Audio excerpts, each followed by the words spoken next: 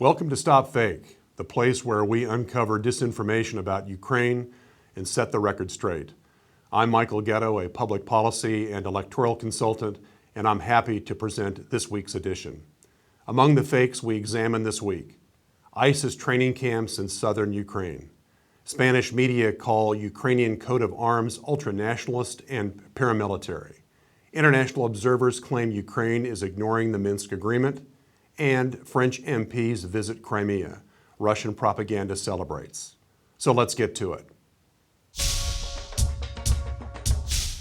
On August 4th, scores of Spanish publications circulated a story about Ukrainian footballer Roman Zozulya, claiming he arrived in Sevilla wearing a T-shirt with the logo of the Right Sector Party, a reactionary right-wing Ukrainian group.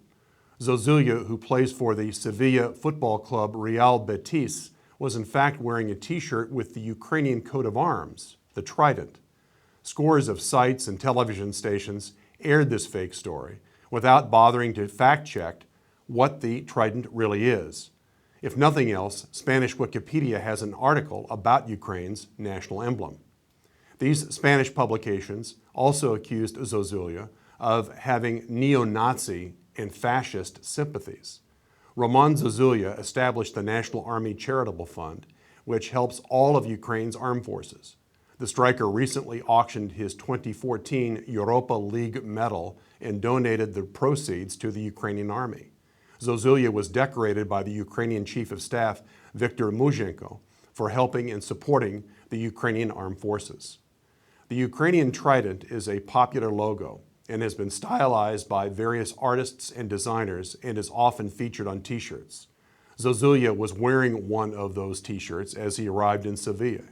The logo of the Right Sector Party is the Ukrainian trident on a red and black background. A group of French parliamentarians recently visited the Crimean Peninsula annexed by Russia in 2014. The visit was not official and did not have the authorization of the French Parliament. Nevertheless, Russian media reported the visit as officially representing the French government. French MPs learned Crimea is ours in Russian. French MPs, we will continue coming to Crimea until the world learns the truth. International blockade of Crimea broken. Such were some of the headlines in leading Russian publications recently in the wake of a visit to annex Crimea by the French MPs. According to the French newspaper Figaro, French Foreign Minister Laurent Fabius was shocked by the MP's visit to Crimea. He noted that it would be used by Russian media for propaganda purposes and risked violating international law. Russian media presented the group as an official parliamentary delegation. While the group was made up of parliamentarians, they were in Crimea in a private capacity. Figaro reported that National Assembly President Claude Barthelone said in a letter to Fabius that the MPs could not use the resources of the Assembly or speak on its name. The group was escorted by Russian Duma deputy Leonid Slutsky from the Liberal Democratic Party, headed by the notorious Vladimir Zhirinovsky. Quote, French parliamentarians visited Crimea and made a number of statements which are not in the mainstream of European politics, close quote, according to Gazeta.ru. While RIA Novosti, a news agency, called the visiting French MPs our allies and our people. Radio Liberty reported that the French visit was heavily criticized in France. French political analyst and professor of the prestigious Sciences Po Institute, Marie Mendra, told Radio Liberty that the MPs visiting Crimea were rather infamous in France because of their behavior. Quote, this group headed by Thierry Mariani is known for their support of Vladimir Putin.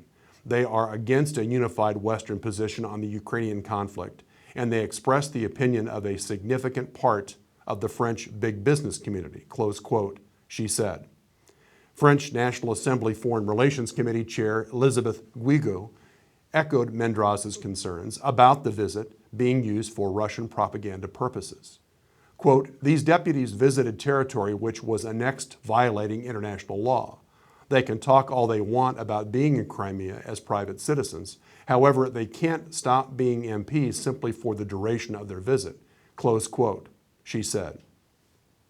The French MP's trip to Crimea was financed by the Russian Peace Fund, and according to Slutsky, quote, was not very expensive, close quote.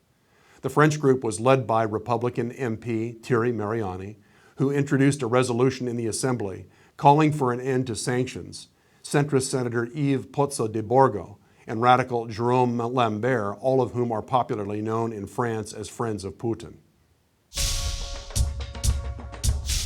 Russian television program Vesti and its corresponding website reported this week that international observers have confirmed that Ukraine is ignoring the Minsk agreement. The only international observer who allegedly saw Ukraine's violations of the Minsk Accord, whom Vesti cites, is Manuel Ochsenreiter, a German journalist who is also one of RT's regular Western commentators. Ochsenreiter, Vesti claims, came to Donetsk to monitor the primaries, and his two-sentence quote is all that Vesti needs to make its unsubstantiated claim. Quote, I see that the agreement is not being adhered to. I also see something that could be called a crime. The West does not criticize nor place political pressure on Kyiv, close quote, said Ochsenreiter without presenting to support his claim. Ochsenreiter was an election observer in the so-called Luhansk People's Republic. He is an ardent defender of Russia's annexation of Crimea and is often presented as a Middle East expert on RT. According to the analytical site The Interpreter, Ochsenreiter is the editor of the neo-Nazi magazine Surst. At the end of July, several Russian sites ran stories devoted to one of their favorite disinformation topics, that Ukraine is a training ground for Islamic State fighters. RIA Novosti, NTV, the Defense Ministry's television channel Zvezda, RBK, Gazeta.ru, Life.ru, Izvestia, Lenta.ru, and many others disseminated this fake story identically, word for word.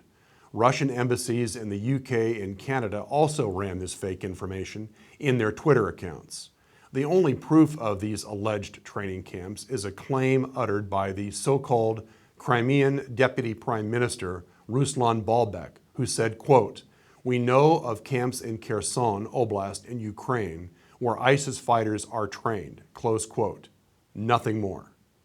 StopFake has already debunked several Russian claims about southern Ukraine being a training ground for Islamic State militants.